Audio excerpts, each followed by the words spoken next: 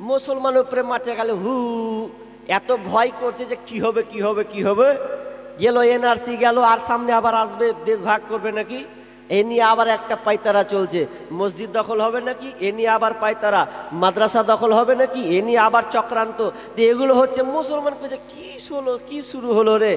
Main জায়গায় যান, main জায়গায় যান, মেন জায়গা না, মেন জায়গা আমরা দেখতে পাইনি। আমরা যে মুসলমানের বাচ্চা, আমরা বীর যোদ্ধা, কাফেরদেরকে বাতিলদেরকে সঙ্গে সঙ্গে যখন বাতিল দেখবে তো ভয়ে থরথর করে কাঁপার কথা, কিন্তু আমাদেরকে কাঁপছে না। আমরা কোন মুসলমান? যেই মুসলমান যেই মুসলমান যেই মুসলমানের কারণে সূর্য পর্যন্ত স্থির হয়েছে।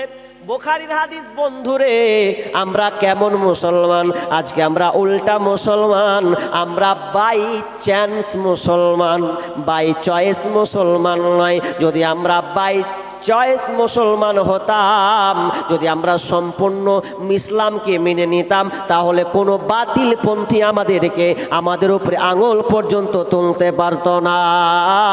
নমরুদ, হামান, ফিরাউন এরা পর্যন্ত আমাদেরকে পারেনি, চলে গেছে কবরে, কবরে চলে গেছে, ধ্বংস হয়ে গেছে। আজকে জালেম শাসক এসেছে ভারত সরকার, আজকে জালেম মুসলমানদের উপরে নির্যাতন চালাচ্ছে, নিপীড়ন চালাচ্ছে। আমরা হাই হুতাশ হয়ে যাচ্ছি।